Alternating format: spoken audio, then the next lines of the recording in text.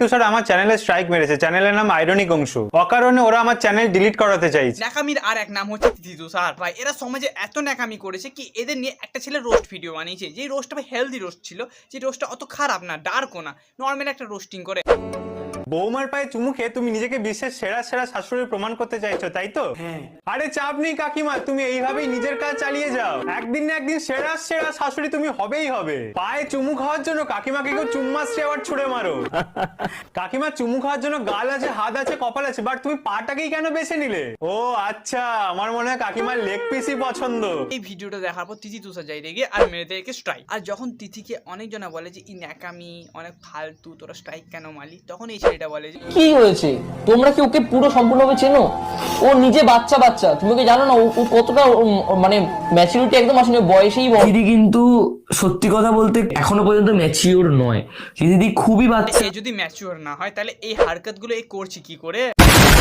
Mature না সে এসব হারকত করবে না, বুঝলি তার কাটা? তুমি আমাকে বোঝাও কোন ইম্যাচিওর বান্দা বা বান্দি এসব ধরনের হারকত করছে?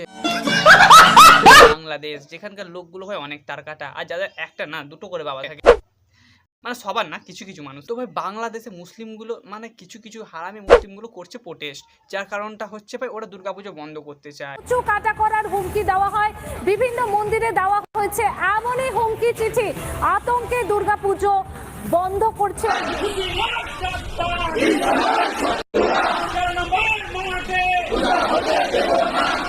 বাংলাদেশ বলে ওরা বেঁচে গেছে, যদি আমাদের এখানে করতো না, ওই ত্রিশুলটা নিয়ে ওদের পেছনেই গুঁজে দিত। নমস্কার বন্ধুরা, আমি হচ্ছে আকাশ আর আপনারা দেখছেন আমার ইউটিউব চ্যানেল। তো ভাই আজকে আমি তোমাদেরকে দেখাবো আমাদের ওয়েস্ট বেঙ্গল আর আমাদের ইন্ডিয়ার কিছু ছাপড়ি, যারা ভাই কিছু দুর্গা সাজছে আর কিছু তো পর্ন স্টার। चल कोने में चल। तुम हमेशा मौके की तलाश में रहते हो, है ना? जो मौका छोड़ दे वो कैसा मत।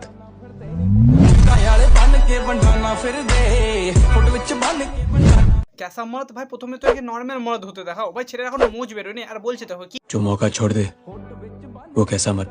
ভাই চুল তো ছাপড়ির মতন করে দিয়েছে আর মুখটা দেখে মনে হচ্ছে মুখের ভিতর খৈনি ভরা আছে, কিন্তু তাও সে গার্লফ্রেন্ড নিয়ে ঘুরে বেড়াচ্ছে। ও ভাই মারো মুঝে মারো। আরে দিদি কি করে ওর কাছে ফেসে গেলে? তোমাকে যদি ঠিক টাইমে বিয়ে দিত না তাহলে ওর থেকে বড় তোমার ছেলে হয়ে যেত। चल कोने में चल। আরে কোনা, তোর সাথে তো পাশের পানের টপরিতেও যাবে না কেউ, আর তুই বলছিস তো কোনাতে যেতে।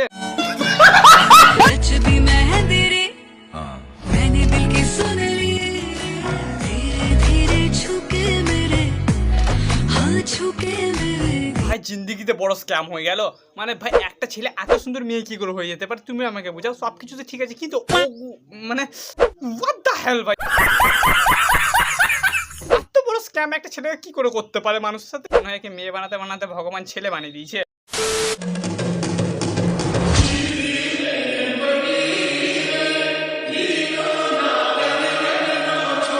তুমি একে যতই দুর্গা, কালী, সরস্বতী যতই খুশি সাজিয়ে দাও, কিন্তু এর এইসব নোংরা হারকত গুলো দেখে পাবলিক একে এটাই বলবে,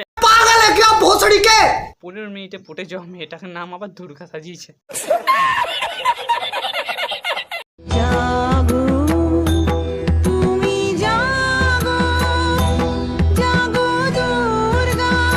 পেঁপে গাছের ডাল, বাবার লুঙ্গি, দাদার টি শার্ট পরে তুমি কোন দুর্গাকে জাগাচ্ছ ভাই?